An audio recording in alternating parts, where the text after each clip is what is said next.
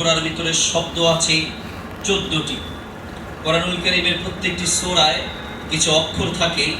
আমি যে সূরাটি তেলাওয়াত করলাম এই সূরার ভিতরে অক্ষর আছে 70টি। আসসালামু আলাইকুম শেখ, আমি প্রোগ্রামে চলে আসছি।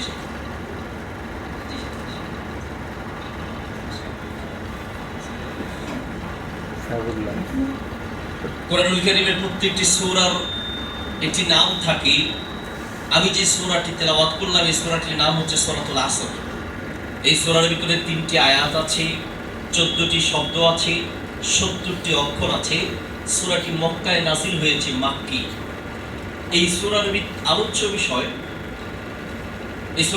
বিষয় সম্পর্কে যদি বলি সংক্ষিপ্ত আকারে, ইমাম শাফি রাহিমাহুল্লাহ বলেন কোরআনুল কারীমের শুধুমাত্র এই একটি সূরায় যদি কোরআনের আর কোনো সূরা নাও থাকতো বা আর কোনো সূরা কেউ নাও বুঝে, অন্তত এই একটি সূরা যদি বুঝে শুনে কেউ পড়ে, এই একটি সূরা তার দুনিয়ার জীবনকে পরিবর্তন করার জন্য যথেষ্ট হয়ে যাবে।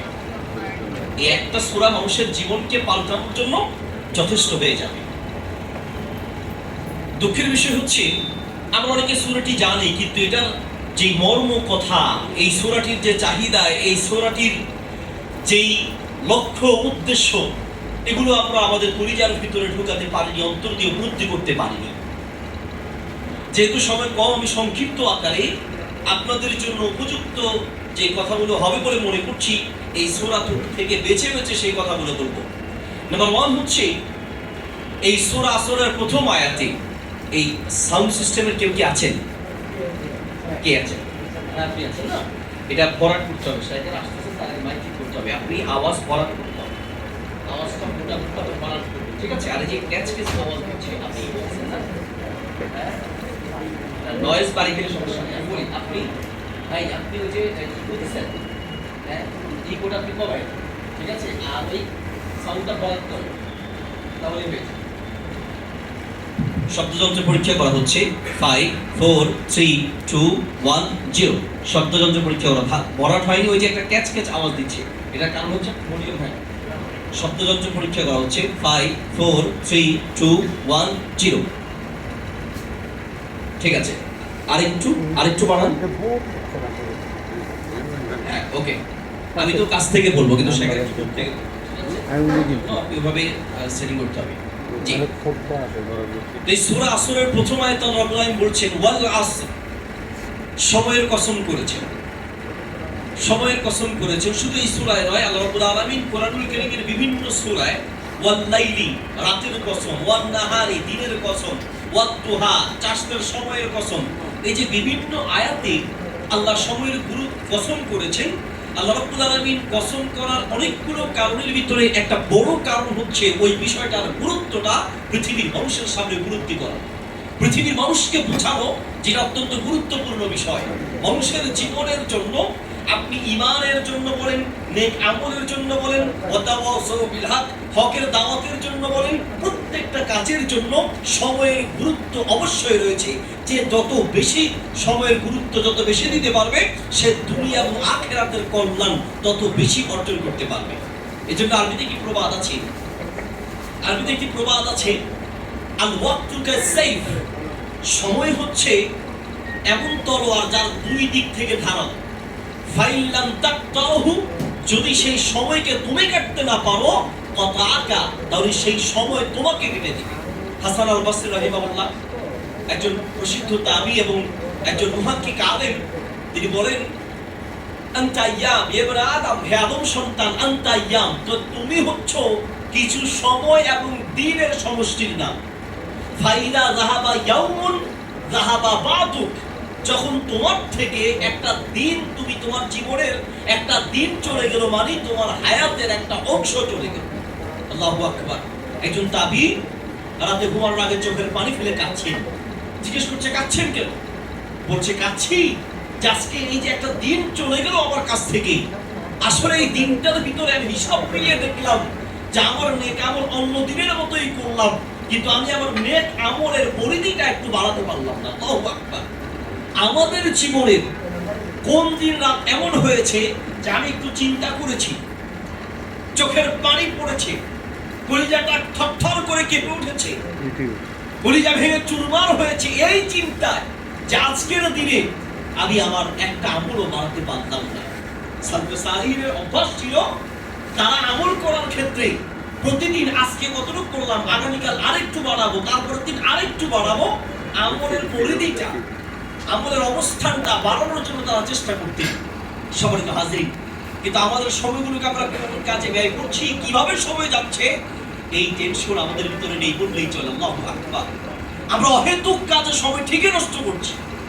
সবচেয়ে এই যুগে আমরা যারা নিজেদেরকে আলহামদুলিল্লাহ দিনদার মনে করি, এই দিনদার লোকদের সময় নষ্ট করার সবচেয়ে বড় একটা মাধ্যমে দাঁড়িয়েছে ফেসবুক।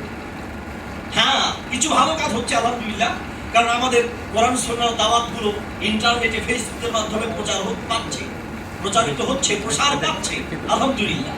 কিন্তু অধিকাংশ মানুষকে দেখছি তার বহু সময় সে নষ্ট করছে এই ফেসবুকে। আপনি আপনার ফেসবুকে কাজের সময় হিসাবটা করেন আর অকাজের হিসাবের সময়টা করেন। মানে যে কাজগুলো অহেতুক কাজ, সেই অহেতুক কি পরিমাণ কাজ আপনি করেন। একটা স্ট্যাটাস দিয়েছেন, কমেন্ট কয়জনে করলো, তার একটা লাইক দেওয়া দরকার, কমেন্ট কেমন হলো, সে একটু খোঁচা দিয়ে বলছে। আমি যদি তার বিপরীতে 3টা খোঁচা না দেই তাহলে তো পেটের ভাত হজম হবে না। সে যেহেতু আমাকে খোঁচা দিয়েছে আমিও দিতে হবে। এই জন্য আমাদের একজন শায়েখ বলেন যে ফেসবুক এখন হয়েছে মাহাত্তাতুল জুহাল। তার মানে অধিকাংশ জাহেলদের এখন স্টেশন হয়েছে ফেসবুক। সবাই না, আলেমরা আছে, আমরা তো ফেসবুক চালাই, কিন্তু আমরা কোন একটা স্ট্যাটাস দেওয়ার পরে সাউন্ড আবার কমে গেছে, সাউন্ড বাড়াতে হবে। আমরা কোন একটা স্ট্যাটাস দেওয়ার পরে স্ট্যাটাস দিয়েছি, বাস এই যে ঢুকলাম একটু স্ট্যাটাস দিলাম, এরপরে বের হয়ে চলে গেলাম। খুবই কম কমেন্ট দেখা হয়। মাঝে মাঝে খুব গুরুত্বপূর্ণ বিষয় হলে তখন হয়তো কমেন্ট দেখি আর হাসি। কিছু লোক আছে, শেখ আপনি ওই বক্তব্যের এত মিনিট এই ভুলটা করেছেন, আর আপনি যেই শেখের পক্ষে স্ট্যাটাস দিয়েছেন বা যেই শেখের কথা বলছেন, যেই শেখের সাথে আপনি চলেন, ইনি ওই বক্তব্যের এত মিনিটে এই ভুল করেছি। এগুলো দেখলে হাসি পাওয়া ছাড়ার উপায় নেই। কারণ আমি চিন্তা করি যে আপনি ওনার এই বক্তব্যটা খুঁজে এতগুলো ভুল বের করলেন, এগুলো আবার জমা করলেন, সময়টা পাইলেন কই? সময়টা আপনি পেলেন কোথায়? আপনার নিজের শিক্ষার জন্য যদি নিজের হিসাবগুলো মিলেন তাহলে তো আপনার সময় পাওয়ার কথা নয়। হাসিবু ক্বাবলা আন তুহাসাবু, ওমর রাদিয়াল্লাহু তাআলা একটি riwayat পাওয়া যায়, তিনি বলেন হাসিবু ক্বাবলা আন তুহাসাবু, কিয়ামতের মাঠে আল্লাহ তোমার হিসাব নেওয়ার আগে দুনিয়ায় তোমার নিজের হিসাবটা তুমি মিলাও। আর নিজের হিসাব নিলেই তো আপনি আরেকজনকে নিয়ে চিন্তা করার সময় নাই। আরেকজনের আকীদার মানহাজের সার্টিফিকেট আপনি দিবেন, আপনার সেই সময়টা পাচ্ছেন কোথায়? আলেমরাও তো একজন শায়েখ আরেকজন শায়েখের আকীদা মানহাজ ঠিক আছে কি নাই এই কথা বলতে একবার নয় 1000 বার ভাবছে, আর আপনি ফতোয়া দিয়ে দিচ্ছেন তার মানহাজ ঠিক নেই, তার আকীদা ঠিক নেই, তার এই নেই সেই নেই।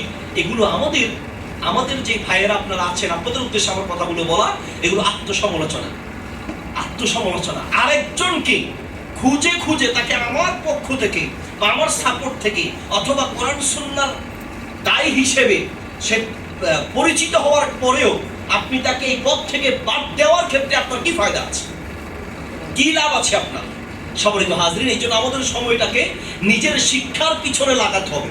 আমি কি পরিমাণ শিখলাম, আমি কতটুকু জানতে পারলাম, আমার জ্ঞানের পরিধি আমি কতটুকু বাড়াতে পারলাম, এই জন্য আমরা কি পরিমাণ সময় ব্যয় করি। আল্লাহু আকবার।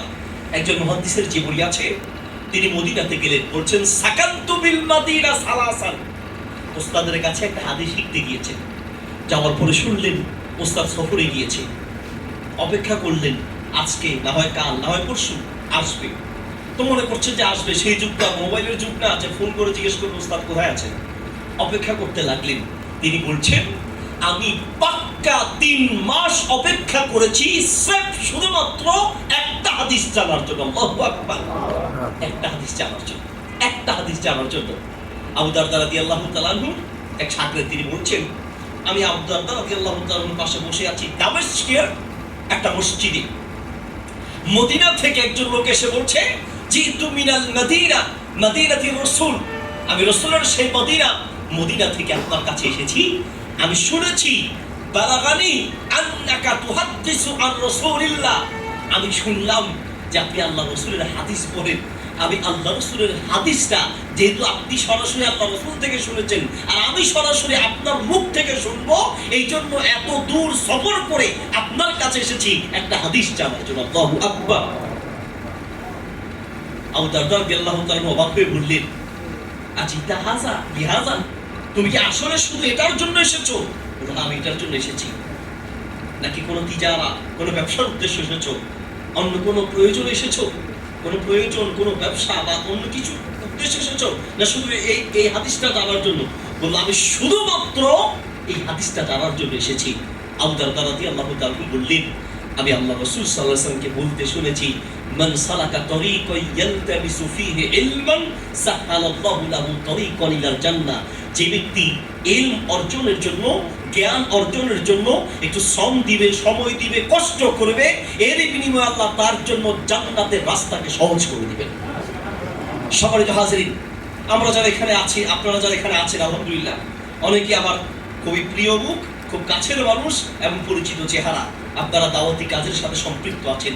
আপনার প্রত্যেকটা সময়ের মূল্য আছে। আপনি অন্যদের মতো নয়। আপনি গীবতের পরিবেশে বসার সুযোগ আপনার নেই। একজন মুহাদ্দিসের কাছে এসে গীবত করার জন্য কিছু মানুষ আছে, দেখবেন নেক্সট সুরতে ধোকা দেয়, নেক্সট সুরতে গীবত করে, নেক্সট সুরতে। আরে ভাই, এরা কাজ করতেছে, মানে আরেকজনের কাজ হচ্ছে কি হচ্ছে না এটা নিয়ে সমালোচনা। অমুকে মাদ্রাসা করছে, তারা এই যে কাজটা করলো, এই যে প্রোগ্রামটা করলো, হলো এভাবে না করে সেইভাবে, ওইভাবে না করলে ওভাবে। আরে ভাই, উনি কি করছে? যতটুকু পেরেছে ততটুকু করেছে বা করছে, আপনি কি করছেন সেটা বলেন।